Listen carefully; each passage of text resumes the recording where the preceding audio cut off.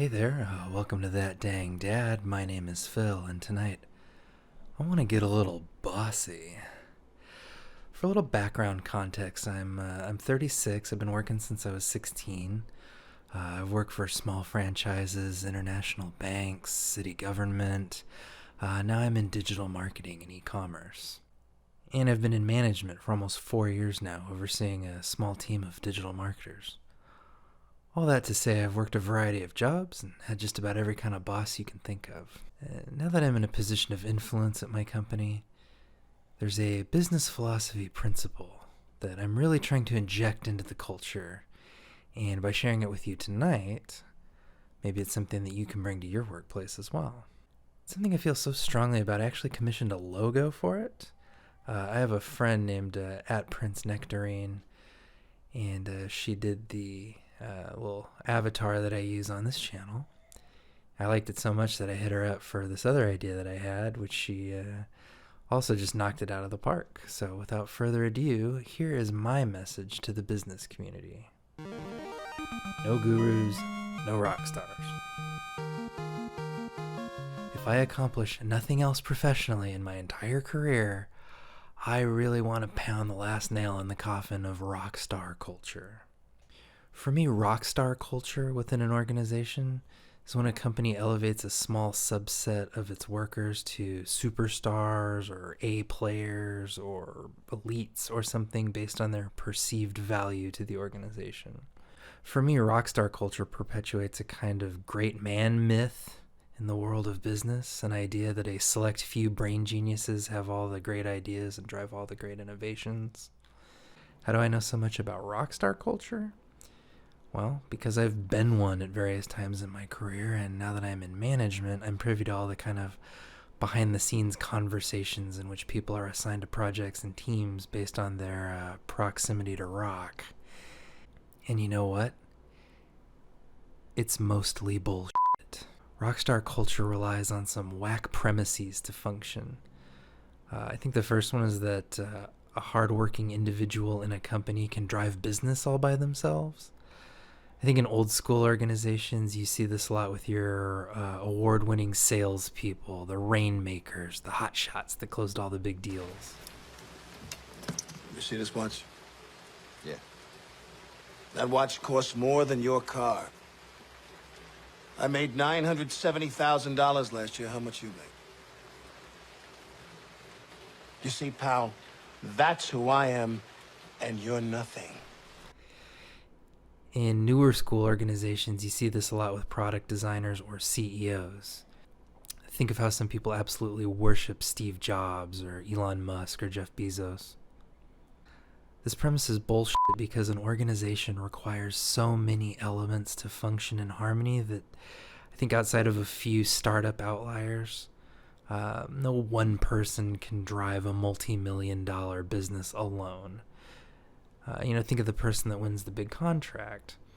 Like, sure, they closed a lucrative deal, but they're not the ones loading product on the truck. They're not the one coding bug fixes in the platform. They're not the one developing employee training modules to keep everyone's skills sharp.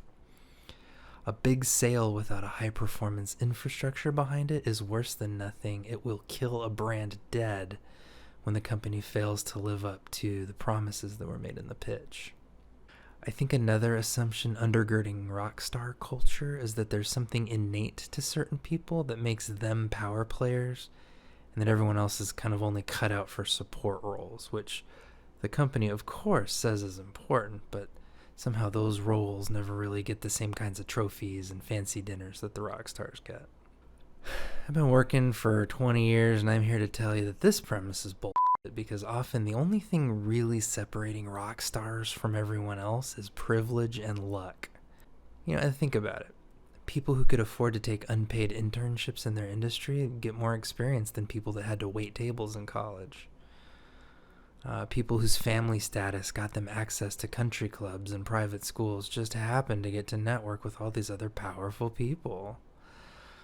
People whose health or lack of disability lets them put longer hours into studying or networking can leap past other people who don't have those advantages.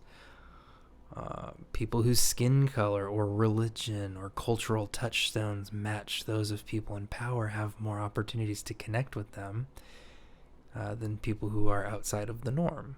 Now, I'm not saying that your typical rock star does not work hard. And I'm not saying that a typical rock star is not great at their job. And I'm not saying that 100% of high performers necessarily come from a life of privilege.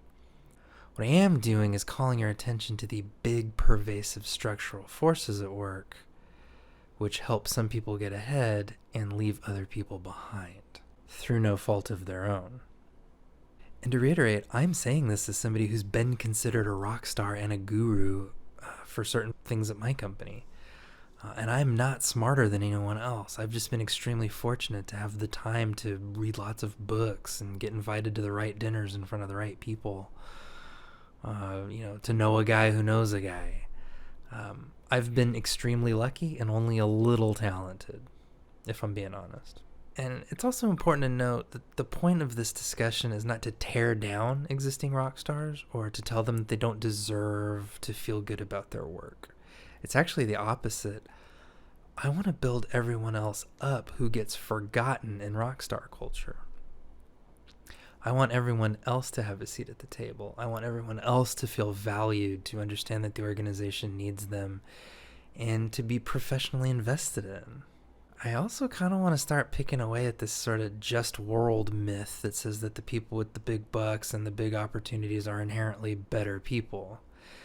Because I think we have this kind of big societal problem where we see some people doing really well and we see other people struggling.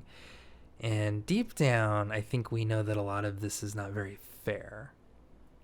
But it's kind of too big and too scary to look at the systems that contribute to this. So instead, we invent these little stories like, wow, they got ahead in life really far. They must be a really hard worker.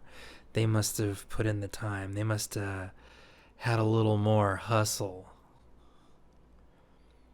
That other guy, well, he never really invested in himself. He didn't put in the 12-hour days. He didn't eat ramen for 2 years while he got his MBA. So, what did he really expect out of life?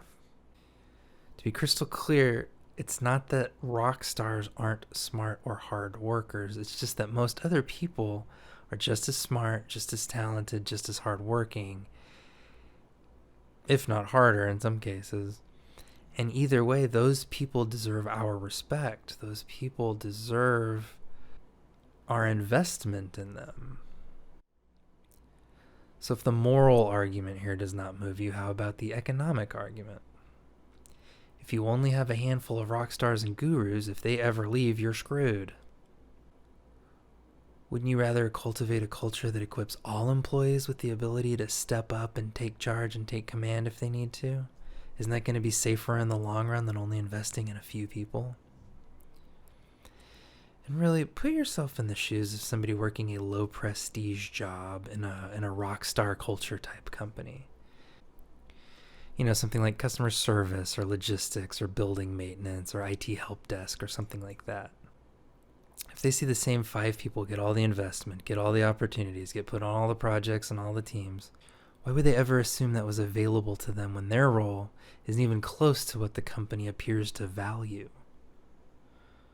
Well, they just need to hustle and get on the grind and make that bread. No one's just going to hand you anything in life. That's bullshit.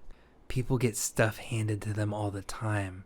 It just tends to be the same people handing the same stuff back and forth to each other.